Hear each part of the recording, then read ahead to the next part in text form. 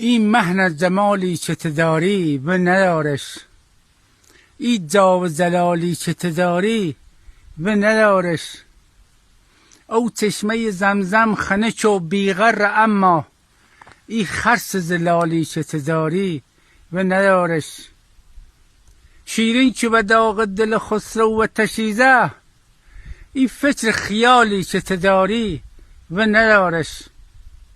فهمیده ترین آدم دنیا نبیارن، این فهم کمالی که تداری و ندارش. این سرو درختی که ای گون محلی بلنده، این دار شلالی که تداری و ندارش. این میش کهینه که همه تحریف شیرن، این چشمل کالی که تداری و ندارش. کهسار طبیعت همه دا چوج قشنگ،